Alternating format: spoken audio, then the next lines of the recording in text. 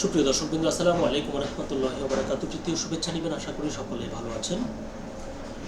কুষ্টিয়া ৩ সদর আসন থেকে জামাত মনোনীত প্রার্থী বাংলাদেশের জনপ্রিয় ইসলামী বক্তা আমির হামজার বিরুদ্ধে কুষ্টিয়াতে একদল নারী ঝাড়ু মিছিল করেছে।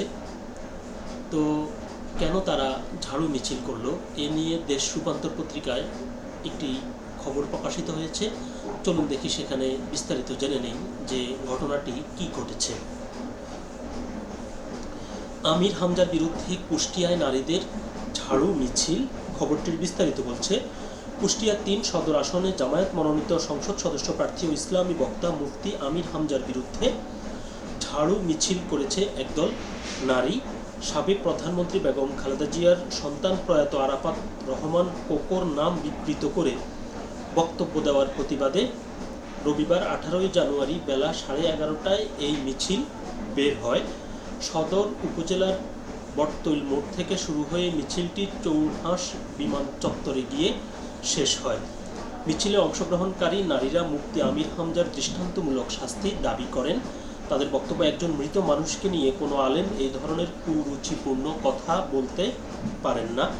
গত শুক্রবার কোকোকে নিয়ে আমির হামজার একটি কুরুচিপূর্ণ মন্তব্যের পুরনো ভিডিও সামাজিক যোগাযোগ মাধ্যম ফেসবুকে ছড়িয়ে পড়ে।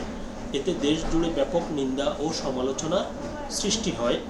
এই ঘটনায় শনিবার সকালে মুফতি আমির হামজা তার ভেরিফাইড ফেসবুক পেজ ভিডিও বার্তা দিয়ে দুঃখ প্রকাশ করেন।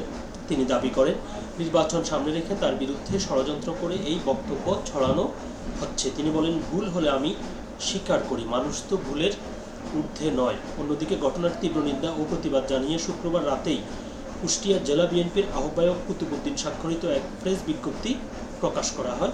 শনিবার শহরের থানা মোড়ে তৌহিদি জনতার ব্যানারে এ নিয়ে মানববন্ধন অনুষ্ঠিত হয়।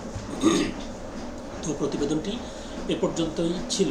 তো যেটি বলতে হয় সেটি হচ্ছে যে, যেটা জানা গেল সেটা হলো যে আরাফাত রহমান কোকোর মৃত্যুকে কেন্দ্র করে আগের দেওয়া আমির হামজার পুরনো একটি ভিডিও ভাইরাল হয়েছে সম্প্রতি, এবং সেটি নিয়েই মূলত এই নারীরা ঝাড়ু মিছিলটি করে।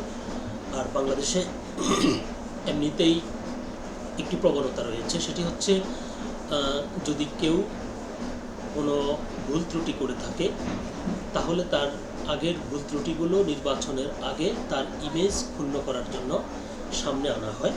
তো দেখা যাচ্ছে আমির হামজার বিষয়টিও এরকমটাই হয়েছে।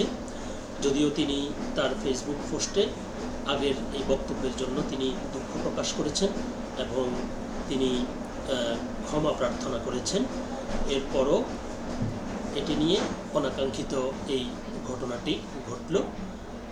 আগামী মাসে অনুষ্ঠিতব্য ত্রয়োদশ জাতীয় সংসদ নির্বাচনকে কেন্দ্র করে এরকম আরও অনেক ধরনের ঘটনাই ঘটবে।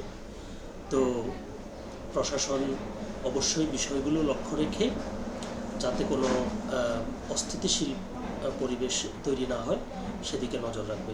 সকলে ভালো থাকবেন, সুস্থ থাকবেন। আল্লাহ হাফেজ।